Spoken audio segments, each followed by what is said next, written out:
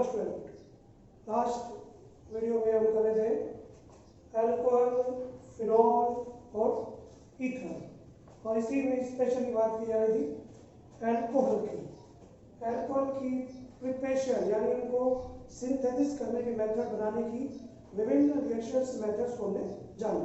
और इसके बाद आज के वीडियो में हम जानते हैं कि फिजिकल एंड केमिकल प्रॉपर्टीज। तो सबसे पहले अगर हम बात करेंगे तो फिजिकल प्रॉपर्टीज,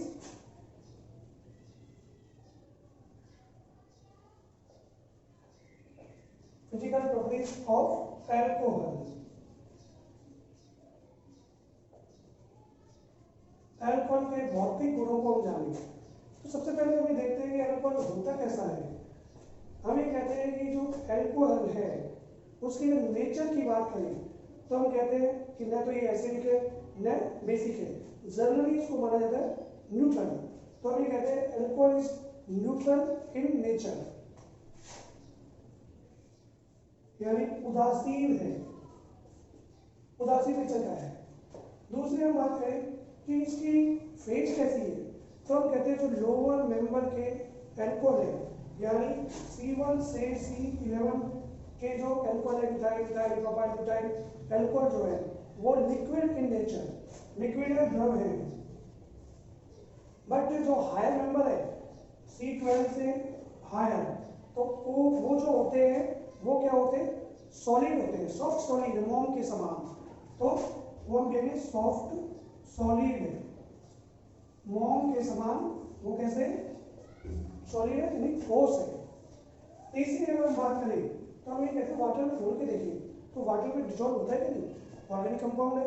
तो हम ये कहते हैं कि जो अल्कोहल है ये soluble in water due to hydrogen bond. Actual में होता क्या है कि अल्कोहल का जो मॉलिक्यूल है जब वाटर में हम मिक्स करते हैं तो उसके साथ ये हाइड्रोजन बॉन्ड को प्रिपेयर कर लेते हैं, और जब कोई भी कंपाउंड हाइड्रोजन बॉन्ड बनाएगा वाटर के साथ, इसका मतलब वो कंप्लीटली उसमें क्या होगा, सॉल्युबल होगा, एक होमोजेनियस मिक्सचर बन जाएगा उसका। तो इसको हम हाइड्रोजन बॉन्ड को शो करेंगे किसके बिटवीन, अल्कोहल और वाटर के बिटवीन। तो किस तरह से हाइड्रोजन बॉन्ड बनता है ये भी आना चाहिए।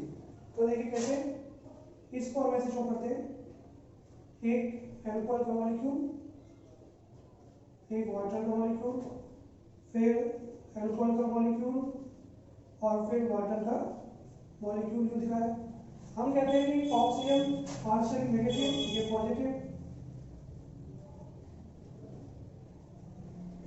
इलेक्ट्रोनेगेटिविटी में अंतर होने के कारण, विद्युत भिन्नता में अंतर होने के कारण ये आपस में ऐसे जुड़ेंगे वन वन फोर्स के द्वारा। तो ये जो बॉन्ड बनता है इनके बिटवीन, इसी का नाम क्या हो जाता है, हाइड्रोजन बॉन्ड। यानी कि मतलब ये हाइड्रोजन बॉन्ड के कारण उसके अंदर सॉल्युबल हो जाएगा।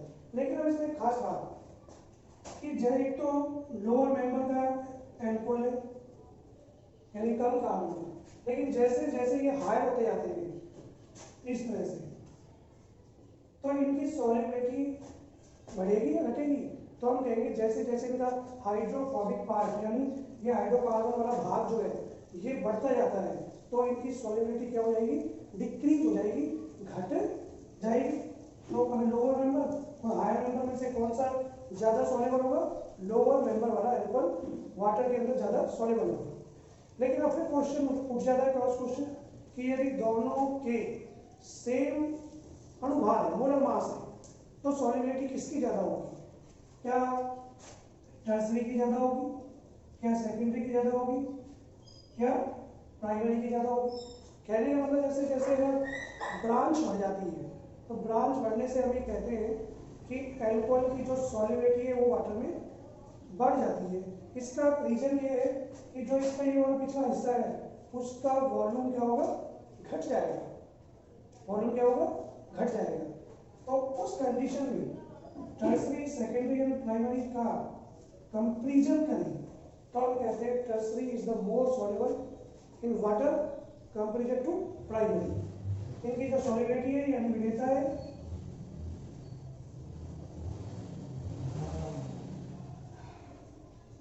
वो क्या होगी, वो ज्यादा होती है टर्सरी की। तो ये सारी बातें किसकी है इसमें, सॉल्युबिलिटी की, यानी वाटर के अंदर सॉल्युबल, हाइड्रोजन बॉन्ड के रीजन से कम कार्बन के जो एल्कोहल है छोटे वाले ज़्यादा सॉल्युबल है, बढ़ेगी कंपेरिजन में, लेकिन जैसे जैसे ब्रांच बढ़ेगी तो इनकी सॉल्युबिलिटी इस ऑर्डर में क्या होगी, बढ़ जाएगी। एक और इंपॉर्टेंट अगर बात करें, इसका क्रॉस क्वेश्चन हमेशा होता है, वो होता है बॉइलिंग पॉइंट यानी क्वथनांक। हम ये कहते हैं जो बॉइलिंग पॉइंट है वो डायरेक्टली प्रोपोर्शनल होता है किसके, कंपाउंड के मोलर मास की, उसके अणुभार की। तो हम कहेंगे जैसे जैसे एल्कोहल के अणुभार बढ़ते जाएंगे इनकी जो बॉइलिंग पॉइंट है वो क्या होगा, बढ़ जाएगा। इसका मतलब एक छोटा एल्कोहल है जैसे मिथाइल एल्कोहल और एक बड़ा कार्बन का एल्कोहल इथाइल एल्कोहल, तो हम देखते ही बता सकते हैं कि इसमें किसका क्वथनांक यानी बॉइलिंग पॉइंट अधिक होगा। क्योंकि मोलर मास इसका अधिक है तो बॉइलिंग पॉइंट इसका क्या होगा, अधिक हो जाएगा। इसका एल्कोहल में तो एक खास बात है कि ये स्ट्रॉन्ग हाइड्रोजन बॉन्ड प्रिपेयर करता है, इसलिए इसका बॉइलिंग पॉइंट अदर कंपाउंड जैसे एल्किल हैलाइड है, ईथर है, उनकी कंपेरिजन में ज्यादा होता है। इसका रीजन भी क्या है कि एल्कोहल क्या होते हैं, हाइड्रोजन बॉन्ड बनाते हैं आपस में ही। अगर हम इसको यूं देखें कि जो ये एल्कोहल के मॉलिक्यूल है ये आपस में क्या बनाते हैं, हाइड्रोजन बॉन्ड। हाइड्रोजन बॉन्ड से स्ट्रॉन्ग रूप से ये क्या होते हैं, जुड़े रहते हैं, तो इनको ब्रेक करना कठिन होता है। इसलिए इनकी बॉइलिंग पॉइंट क्या है, ऐसे कंपाउंड जो हाइड्रोजन बॉन्ड नहीं बना सकते उनके कंपेरिजन में हमेशा क्या होंगे, अधिक होंगे। तीसरी बात इसी के अंदर अगर बात करें कि अगर सेम मोलर मास है, सभी का अणुभार क्या है, समान है, तो किसके बॉइलिंग पॉइंट अधिक होंगे। जैसे टर्सरी की अगर बात करें, एक एग्जांपल मैं देता हूँ, टर्सरी ब्यूटाइल एल्कोहल, एक लिख देता हूँ सेकेंडरी टाइप का आइसोब्यूटाइल एल्कोहल और एक नॉर्मल ब्यूटाइल एल्कोहल, यानी टर्सरी है, ये सेकेंडरी है और ये प्राइमरी है। तीनों के मोलर मास समान है, लेकिन इनमें किसका क्वथनांक बॉइलिंग पॉइंट हायर है, कैसे पता लगेगा। तो हम ये कहते हैं कि जैसे जैसे ब्रांच बढ़ती जाती है, ब्रांच बढ़ती जाएंगी तो बॉइलिंग पॉइंट क्या होंगे, डिक्रीज हो जाएंगे। ये रिवर्स में होता है, यानी बॉइलिंग पॉइंट रिवर्स में होगा ब्रांच की। इसका रीजन क्या है, जैसे जैसे ब्रांच बढ़ी कंपाउंड में तो जो इंटरमोलिक्यूलर फोर्स है वो रिपल्सन फोर्स है वो अधिक वर्क करेगा, जिससे ये जल्दी ब्रेक हो जाते हैं, और जल्दी ब्रेक होंगे इनके बॉइलिंग पॉइंट क्या होंगे, डिक्रीज हो जाएंगे, कम हो जाएंगे। इसीलिए माना जाएगा कि इनमें जो टर्सरी है उसका बॉइलिंग पॉइंट क्या होगा, कम होगा, सेकेंडरी का उससे ज्यादा होगा, और प्राइमरी का बॉइलिंग पॉइंट उससे भी क्या होगा, ज्यादा होगा। तो बॉइलिंग पॉइंट के ऑर्डर में अगर हम बात करें तो इनका ऑर्डर ये हो जाएगा, प्राइमरी, सेकेंडरी और टर्सरी। तो इस तरह के क्वेश्चन इसमें पुटअप हो जाते हैं कि किसका बॉइलिंग पॉइंट अधिक है और किसका कम है। तो ये सारी बातें क्या है इसमें, ये है इसकी फिजिकल प्रॉपर्टीज, और जिनमें डिफरेंट टाइप्स के क्रॉस क्वेश्चन बन जाते हैं।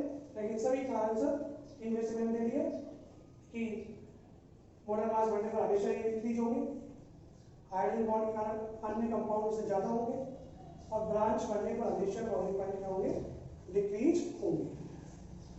अंडरस्टैंड? Okay, thank you.